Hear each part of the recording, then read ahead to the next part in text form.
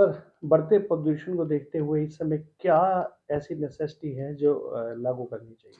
देखिए, जिस तरह की स्थिति है, स्थिति और गंभीर होने वाली है। हवा के कारण स्थिति में थोड़ा-सा सुधार जो है पिछले 24 घंटे में हुआ है। लेकिन अगले 4-5 दिनों में जो प्रेडिक्शंस हैं, जो वेदर कंडीशंस हैं, साथ ही साथ फार्म फायर्स का जो इंटेंसिटी है वो बढ़ने वाला है। तो सिचुएशन बहुत ही गंभीर होने वाला है। बहुत आवश्यक है कि सरकार को, चाहे वो केंद्र सरकार हो और राज्य सरकारें हों, पंजाब सरकार, हरियाणा सरकार और खासकर दिल्ली की सरकार जो है, इन सबों को एक इमरजेंसी रिस्पॉन्स बनाना पड़ेगा। सिर्फ पानी के छिड़काव करने से सोल्यूशन इसका नहीं होने वाला है। एक वॉर फुटिंग पे मेजर्स जो हैं, जितने भी फार्म फायर्स हो रहे हैं पंजाब में, उसको डाउज करने के लिए एक इमीडिएट स्टेप जो है सरकार को लेना पड़ेगा। अगर जरूरत पड़े तो साथ में शायद आर्मी की सहायता ली जाए या किसी की भी सहायता ली जाए, क्योंकि जिस तरह का एयर क्वालिटी क्राइसिस पूरे के पूरे नॉर्थ इंडिया में और खासकर दिल्ली एनसीआर में है, वो एक बहुत ही भयावह है।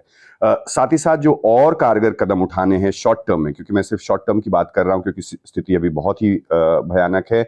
केंद्र की एजेंसी, चाहे वो वेहिकुलर मूवमेंट हो, ऑड इवन हो, कंस्ट्रक्शन पे एब्सोल्यूट बैन लगाने की जरूरत है जब तक स्थिति में सुधार ना हो। जिस हम ये भी कह रहे हैं कि सिर्फ दिल्ली में नहीं बल्कि दिल्ली के आसपास जो है, चाहे वो नोएडा हो, गुड़गांव हो, फरीदाबाद हो, इनमें डीजल जेनसेट्स, डीजल व्हीकल्स के मूवमेंट पे भी नियंत्रण लाना बहुत ही जरूरी है। तो एक इमीडिएट रिस्पॉन्स बहुत जरूरी है। साथ ही साथ अगले अगले 30 दिनों के लिए जो कि स्थिति होगी, पटाखों की स्थिति आने वाली है, दिवाली का समय आने वाला है, उसके लिए भी सारे के सारे जो सरकारी तंत्र है, चाहे वो केंद्र सरकार हो, म्यूनिसिपैलिटीज हो या राज्य सरकारें हो, उनको ठोस कदम उठाना बहुत ही आवश्यक है।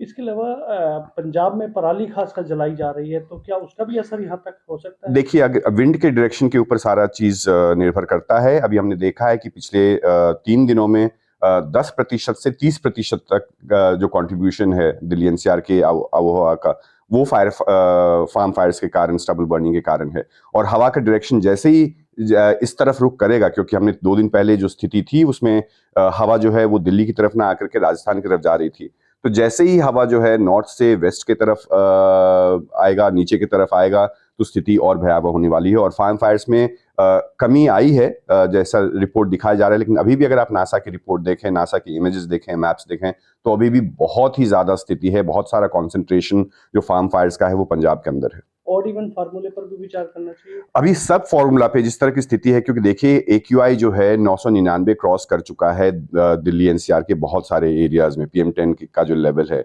और जो सीपीसीबी का जो अपना डेटा है, तो थोड़ा सा मार्जिनल इंप्रूवमेंट कल से हुआ है, लेकिन इसकी कोई गारंटी नहीं है कि कल स्थिति अच्छी होगी या खराब होगी। वेदर कंडीशंस, क्योंकि वो एक स्टिल माहौल है जो बना है, जिसके कारण पूरा डिस्पर्स नहीं हो पा रहा है पोल्यूशन।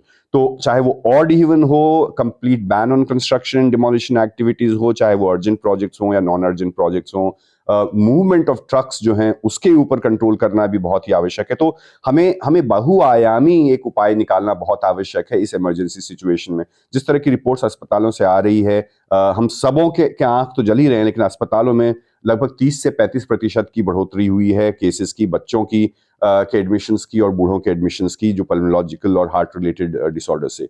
तो एक नॉर्मल स्थिति नहीं है। जब स्थिति नॉर्मल नहीं है तो हमें एबनॉर्मल और एक्सट्रीम स्टेप्स भी उठाने पड़ेंगे, क्योंकि जो कंडीशन है वो बहुत ही एक्सट्रीम है।